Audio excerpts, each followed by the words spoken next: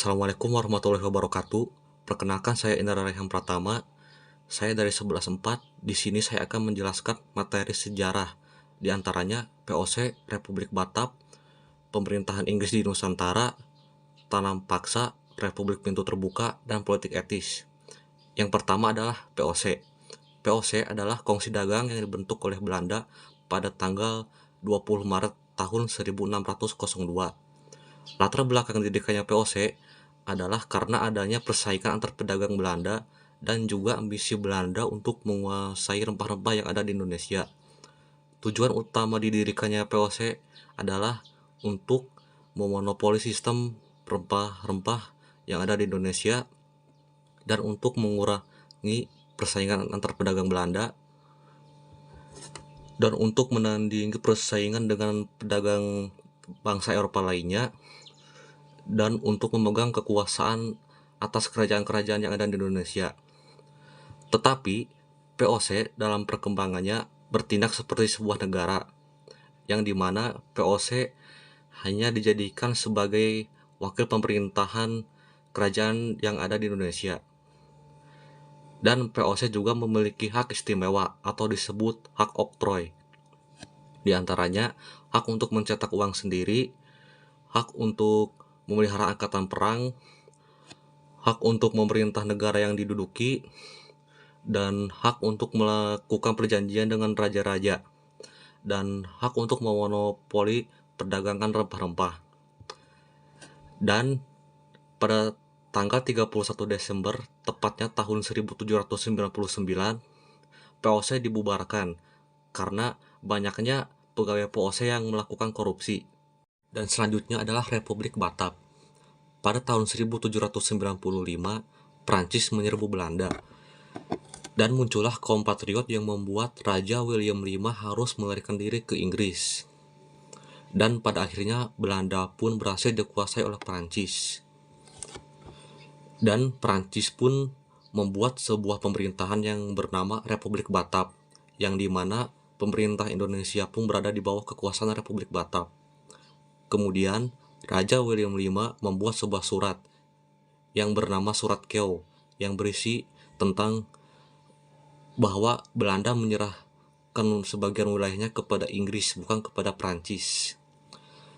Kemudian Prancis pun datang ke Indonesia untuk mengambil beberapa daerah seperti Ambon, Padang, dan Aceh, dan untuk memperkuat armadanya untuk memblokade wilayah Batavia. Dan Republik Batak juga ingin mengambil alih daerah bekas kekuasaan POC. Dan kemudian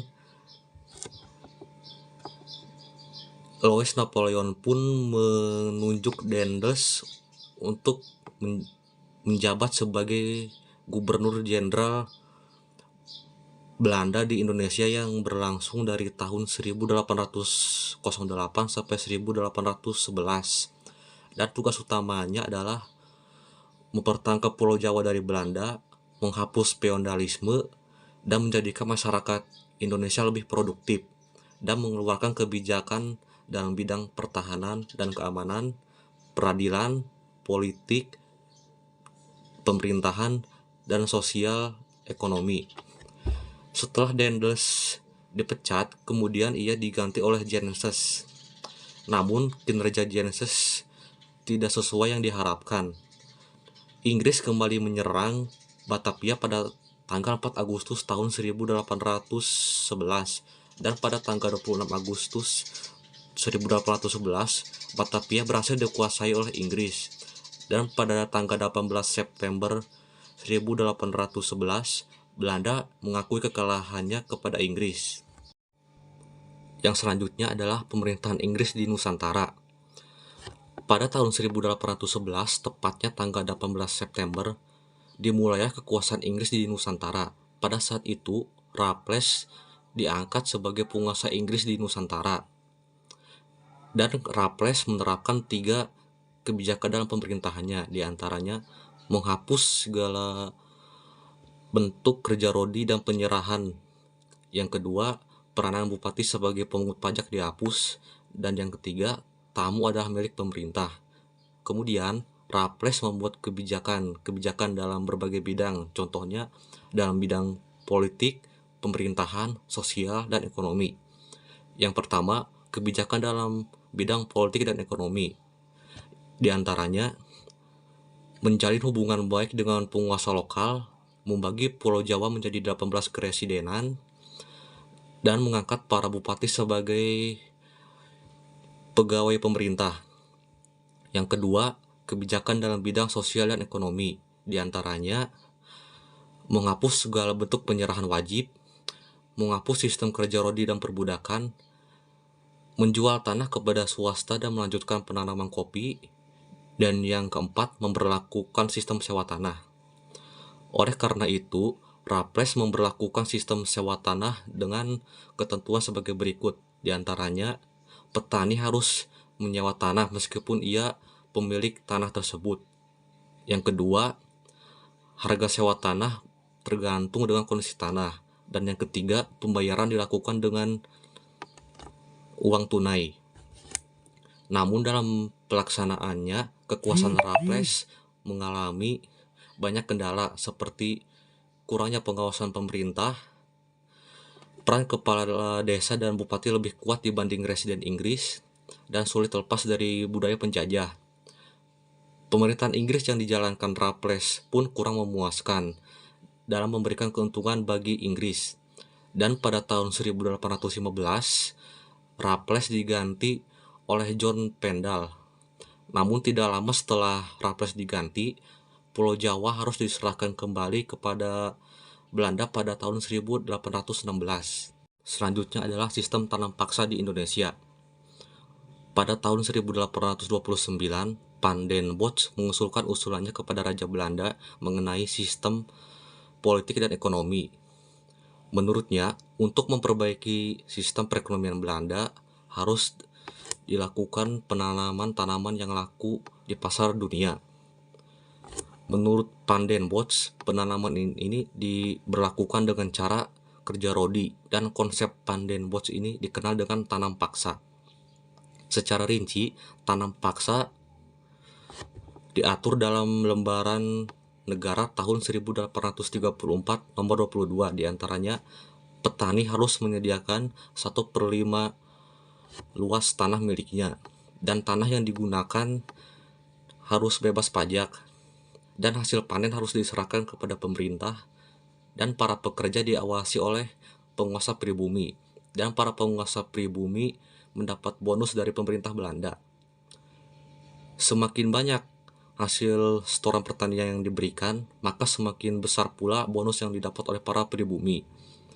Oleh karena itu, para penguasa pribumi pun memaksa para petani untuk menanam tanaman sebanyak-banyaknya. Dan pada masa sistem tanam paksa ini banyak terjadi penyelewengan. Di antaranya adalah luas tanah. Ketentuannya adalah tanah yang digunakan untuk tanam paksa tidak boleh melebihi 1/5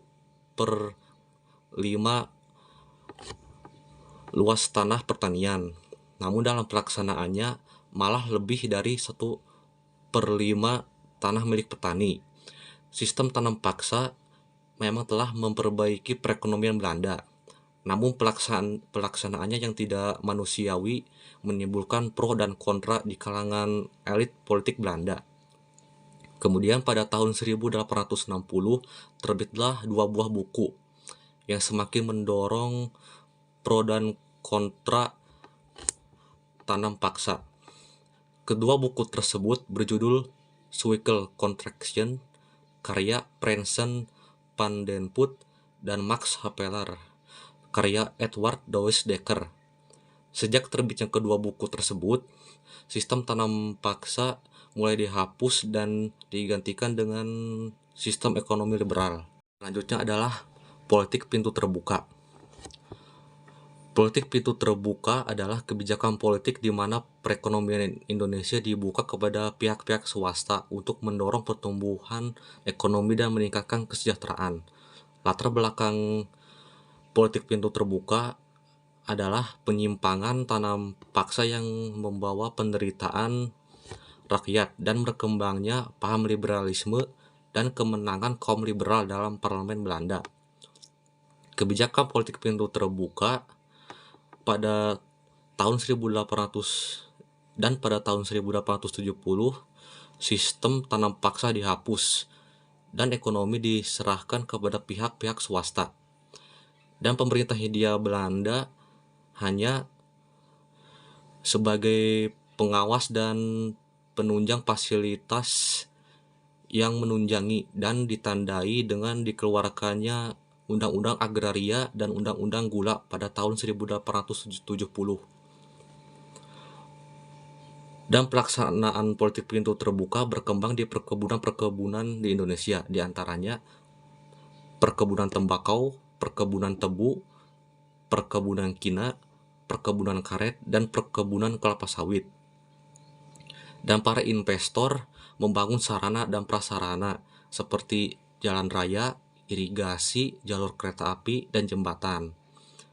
Dampak politik pintu terbuka diantaranya memberikan keuntungan yang sangat besar kepada swasta Belanda dan hasil-hasil produksi mengalir ke negeri Belanda. Dan yang terakhir adalah politik etis. Nama lain dari politik etis adalah politik balas budi. Latar belakang politik etis adalah kemakmuran yang dialami bangsa Belanda dan kemiskinan yang menimpa bangsa Indonesia. Politik etis dicetuskan oleh Van de Venter, dan pada tanggal 17 November tahun 1901, Ratu Belanda menerapkan politik etis. Selanjutnya adalah program politik etis. Yang pertama adalah edukasi, yaitu dengan membangun sekolah-sekolah model barat dan diharapkan lahirnya kesetaraan dan emansipasi.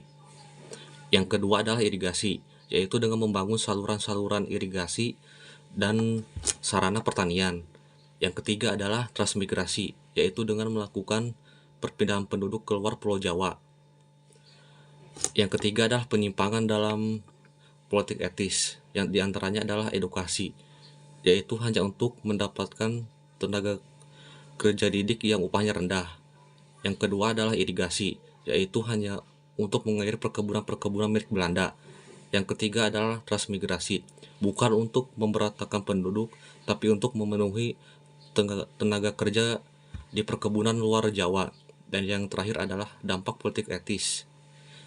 Di antaranya adalah pembangunan sarana dan prasarana yang menunjang aktivitas pertanian. Yang kedua adalah pembangunan transportasi. Yang ketiga adalah memunculkan kaum terpelajar atau cendekiawan yang mempelopori pergerakan nasional Indonesia. Itulah materi sejarah yang dapat saya sampaikan. Kurang lebihnya mohon maaf.